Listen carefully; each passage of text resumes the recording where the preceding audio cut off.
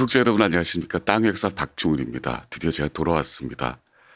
모르고 계신 분들 계실 텐데 제가 지난 1월 2일 이 2024년 벽두 새벽부터 해킹을 당했습니다. 석 주 동안 여러분들께 인사를 드리지 못했습니다. 조선시대 여자에 관한 마지막 시리즈를 올리고 업로드를 준비하는 과정에서 갑자기 영문도 모르게 해킹을 당했습니다.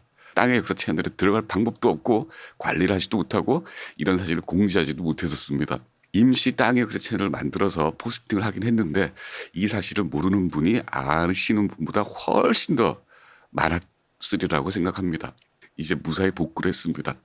여러분들께 앞으로 매주 2차례씩 정기적으로 인사드릴 것을 약속드립니다. 기다려주신 분들께 큰 감사를 드립니다. 그리고 잊지 않고 찾아오신 분들께도 감사를 드립니다. 지금 와서 봤더니 댓글이 참 많이 붙어 있었습니다. 그 댓글들에 일일이 답을 드리지 못하고 인사를 드리지 못한 점 용서해 주십시오. 뒤늦었지만 새해 복 많이 받으시고 하시는 일 장대하게 번성하십시오. 땅의 역사 시작하겠습니다.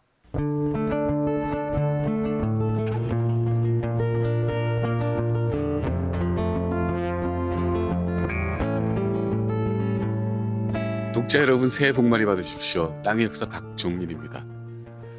올 한 해가 정말 좋은 일들만 가득하시기를 빕니다. 올해 첫 시간 여자 이야기입니다. 지난주까지 들려드렸던 조선시대 여자 마지막 이야기입니다. 오늘의 제목은 족쇄찬 조선 여자와 당찬 여자 금원이입니다. 가만히 내 인생을 생각해 보았다. 금수로 태어나지 않고 사람으로 태어난 것이 실로 다행이요. 사람으로 태어났으되 야만인이 사는 곳에 태어나지 않고 우리나라와 같은 문명국에 태어난 것은 더욱 다행이다. 그러나 남자로 태어나지 않고 여자로 태어난 것은 불행이요. 부귀한 집안에 태어나지 못하고 가난한 집안에 태어난 것도 불행이다. 그러나 하늘은 나에게 산수를 즐기는 어진 성품과 눈과 귀로 듣고 볼 수 있는 능력을 주어 다만 산수를 즐기는 데 그치지 않고 고절하게 보고 듣게 해주었으니 얼마나 다행인가. 서기 1830년 춘 3월 14살 먹은 여자아이 금원이가 고향인 원주에서 출발해 팔도를 유람합니다. 제천과 단양, 영춘, 청풍 그리고 금강산까지 고성과 양양, 강릉, 울진, 삼척 같은 관동 8경을 유람하고 설악산까지 갔다가 한양으로 가죠. 한양을 두루 구경한 뒤에 금원이는 고향으로 돌아갑니다. 훗날 금원이 자기가 여행했던 추억을 글로 남깁니다. 제가 읽어드린 저 글은 그 기록, 호동설악기 서문입니다. 조금은 슬픕니다. 그때 금원은 남자로 변장을 하고 떠났습니다. 그래도 나와 있듯이 우리나라와 같은 문명국에 태어난 것이 다행이긴 하지만 남자로 태어나지 않고 여자로 태어난 것은 불행이라고 이야기합니다. 금원이 여행을 떠난 건 대단한 용기가 필요한 일이었습니다. 지난 시간에 말씀드렸듯이 조선시대 여자는 여행이 금지됐었습니다. 산을 올라가거나 물놀이도 금지됐었습니다. 물놀이를 하다가 들키면 곤장이 100대였죠. 죽이겠다는 거죠. 그래서 금원은 여자 힘을 숨기고 남장을 하고 길을 떠났습니다. 호동설악기에는 이렇게 기록되어 있습니다. 부모님께 여러 번 간절히 청하니 오랜 후에 이를 허락하셨다. 마치 새장에 갇혀있던 매가 새장을 나와 곧바로 하늘 높이 날아오르는 기세이고 천리마가 제갈에서 벗어나 곧 천리를 달리는 기분이었다. 출발에 앞서 남자 옷으로 갈아입고 짐을 꾸려 먼저 사계군을 향해 떠났다. 머리를 동자처럼 닦고 가마에 앉았는데 가마는 푸른 휘장을 두르고 앞은 훤하게 트여 있었다. 여행을 가는데 오래도록 부모를 설득을 해야 했습니다. 기껏 허락을 받았는데 남자 옷을 갈아입고 길을 떠났습니다. 시대는 1830년입니다. 19세기입니다. 조선이 건국되고 오래도록 조선은 남녀가 평등한 사회였습니다. 실록에는 이런 기록이 보입니다. 우리나라 풍속은 아내 부모 보기를 자기 부모처럼 하고 아내 부모도 역시 사위를 자기 자식과 같이 한다. 성종실록 내용입니다. 세종 이방원 또한 처가살이를 하면서 맏아들 양령을 낳았습니다. 양령 또한 외가에서 자랐죠. 대릴사유란 말 들어보셨죠? 사위가 처가에 가서 사는 결혼제도입니다. 고구려 때는 이 대릴사위가 보편적인 결혼 방식이기도 했습니다. 그런 시스템이 조선 초기에도 여전히 압도적이었습니다. 장가간다라고 하는 말은 바로 이런 처가를 중시하는 사회 분위기와 시스템에서 나온 말입니다. 그런데 조선 초 기록에는 한부라는 단어가 자주 등장합니다. 한부는 사나운 처란 뜻입니다. 고려가 풍미했던 남녀 평등한 질서를 거부했습니다. 그래서 고려시대 여자들처럼 소위 기가 센 여자들을 한부라고 부르면서 규제하도록 했죠. 조선 통치 시스템을 만든 정도전은 이렇게 얘기합니다. 남자가 여자의 집에 장가를 가고 부인은 무지하여 부모의 사랑을 믿고 그 남편을 경멸하거나 교만하고 투기하는 마음이 날로 자라 마침내 반목하게 되니 가도가 무너지는 것이다. 우리들이 잘 알고 있듯이 삼국시대와 고려시대는 여자들 권위가 아주 컸습니다. 조선 건국 세력은 성리학적 질서를 만들기 위해 여자를 희생을 시키고 여자를 희생시키기 위해서 1000년 동안 존재해온 결혼 예법을 변경시킵니다. 새로운 예법은 친영예입니다. 신랑이 신부 집에 가서 신부를 맞이한 뒤 자기 집으로 데려와 혼인하는 예법입니다. 가문의 주인인 남자가 주도권을 잡을 수 있도록 부부와 가족을 처가 혹은 여자 영향력에서 벗어나게 만드는 제도입니다. 그 변경에는 세종이라는 막강한 권력자가 큰 역할을 했습니다. 1434년 세종이 명합니다. 왕자, 왕녀 혼인에는 한결같이 친형예를 하라라고요. 그리고 1년 뒤 파원군 윤평이라는 사람이 세종 여동생인 숙신옹주를 친히 데려가 자기 집에서 혼인식을 치릅니다. 실록에는 본국에서 친영이 이로부터 비롯되었다고 기록되어 있습니다. 세종이 전격 실시한 이 친형예는 임진왜란 즈음에 사대부 사회에 퍼져나갑니다. 이미 성종과 중종을 거쳐서 성리학이 사회 이념에서 불교를 누르고 주도권을 잡게 된 시점입니다. 이미 16세기 후반에는 어지간한 양반집은 처가살이를 청산을 하고 며느리를 데려오는 시집살이로 풍속을 바꾸게 됐습니다. 그래서 장가간다는 말은 시집 보낸다는 말로 대체되고 맙니다. 여자를 묶어두려는 이론은 누가 만들었을까요? 공자입니다. 주자 예법을 정리한 소학에 이렇게 적혀 있습니다. 공자가 말씀하셨다.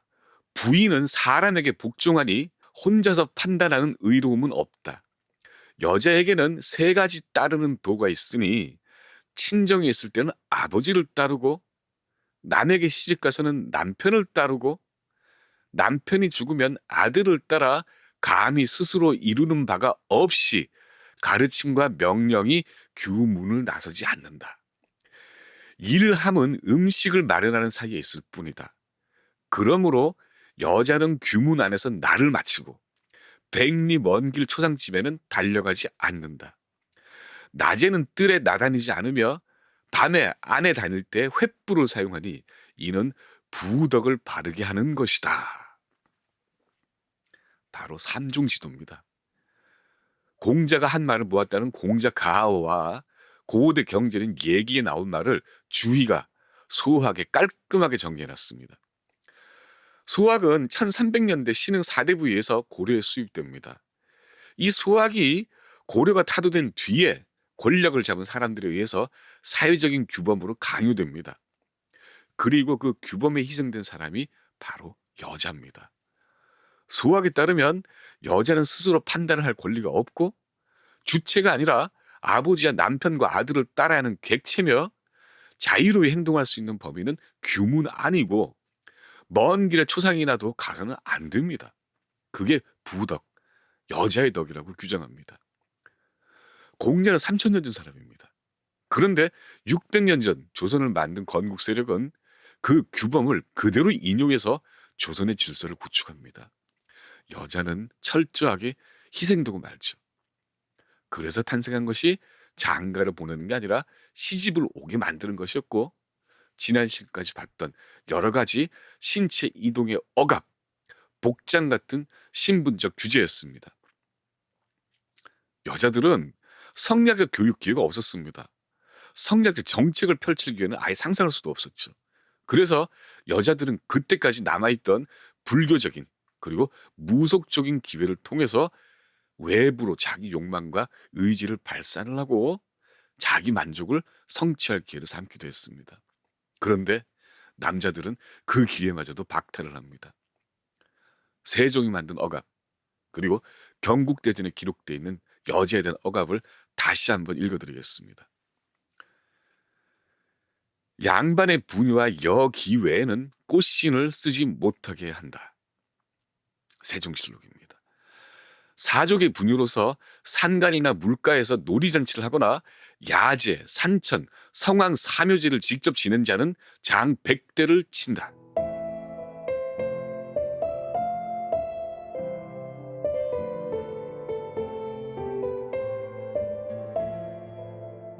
우리 금원이가 나이 14세 남장을 하고 여행을 떠난 것도 이런 사회적 배경이 있었기 때문입니다. 들키면 곤장 100대를 맞아야 하는 그 엄혹한 지옥으로 비밀리에 숨어간 여자입니다. 금원이 이렇게 기록합니다. 나의 재주로 글을 지어 이름을 세상에 알릴 수 있을 것이다. 여자라 해서 한미한 집안에 태어났다고 해서 집안에 갇혀 이름 없이 사라지진 않으리라. 내 뜻은 결정되었다. 혼이 나기 전에 천지를 떠돌며 빼어난 경치를 보고 아름다운 문장을 지으리라. 그렇게 금원은 오로지 남자들에게만 허용되어 있는 세상 구경을 합니다. 금강산에서 금원이 이렇게 기록합니다. 다음날 아침 멀리 바다를 보니 바닷빛과 하늘빛이 한 가지 색으로 어우러져 마치 허공에서 바람을 타고 있는 느낌이 든다. 비록 중국에는 가보지 못했지만 중국인조차 고려 땅에 태어나 한 번이라도 금강산을 보는 것이 소원이라고 했다 하니 금강산과 바다를 본 것은 천하를 다 본 것이나 다름이 없었다. 그런데 금원도 시대를 벗어날 수 없었습니다. 1830년, 그러니까 근대가 바야흐로 시작되고 있던 시대임에도 금원은 마침내 여자가 되는 길을 택합니다. 한양을 유람하고는 스스로 복색을 보니 갑자기 처연해짐을 느꼈다. 혼자 속으로 말하기를 여자가 남장을 하고 있는 것은 예사로운 일이 아니다. 군자는 충족한 것을 알면 능히 그칠 줄 알고 절제하며 지나치지 않는다. 반면 소인은 감정에 빠져 바로 행하기 때문에 흘러가 돌아올 줄 모른다. 지금 나의 아름다운 경치를 보고자 했던 수건은 보상되었으니 여기서 그침이 오를 것이다. 그리하여 다시 본분으로 돌아가 여자의 일에 종사하는 것이 옳지 않겠는가. 그래서 어린 여자 금원은 원주 집으로 돌아갑니다. 그리고 이듬해 시집을 가서 살죠. 금원은 훗날 여자 문인들과 교류를 하면서 이 기록을 남겼습니다. 기록에 따르면 금원은 아버지가 양반이지만 어머니는 기생이었다고 합니다. 그래서 금원이는 금앵이라는 기생이 됐고 한 여자 첩으로 들어가 살다 죽습니다. 같은 처지에 있는 여자들과 함께 시를 쓰고 글을 쓰며 인생을 살기도 했고 남편과 여행을 하며 많은 글을 남기기도 했죠. 그 금원이 산 시대가 1830년대입니다.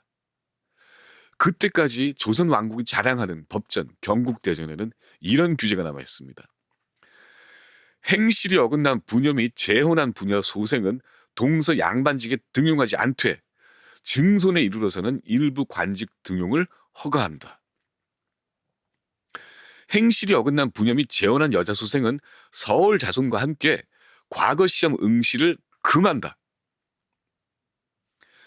행실이 어긋난 여자 그리고 재혼한 여자의 아이는 그 증손까지 문신이 됐든 무신이 됐든 관리가 되지 못하고 과거 시험은 증손 이후로도 영원히 응시 못하도록 규정되어 있습니다. 야외 나들이를 금지하는 규정과 함께 이들 금지 조항은 1865년에 개정된 대전 회통에도 여전히 남아 있었습니다. 이제 금원이 심정이 이해가 가지 않으신지요. 본인은 바깥 세상을 구경할 방법이 없고 그녀가 그 누구에게 시집을 가더라도 자기가 낳은 아들은 과거 시험을 볼 수 없고 공문으로 임용이 될 수 없는 천벌을 받은 존재임을 그녀는 알고 있었던 거죠.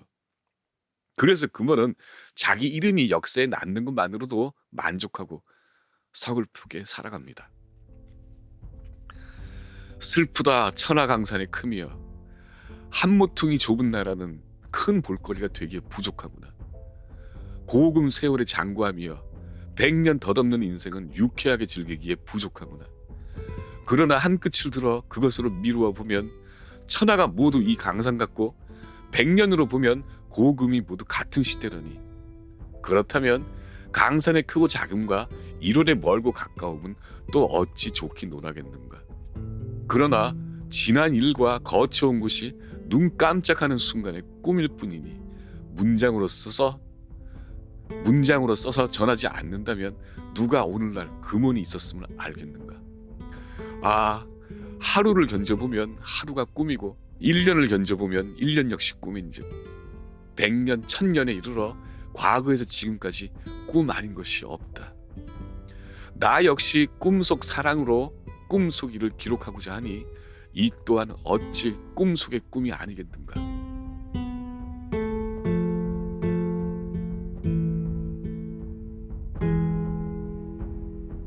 금원을 꿈속에 가둬버린 여자에 대한 규제, 이런 규제가 공식적으로 사라진 것은 1894년 갑오경장 때입니다. 20세기를 6년 남긴 어느 날이었습니다. 땅의 역사 박종입니다. 새해 복 많이 받으십시오.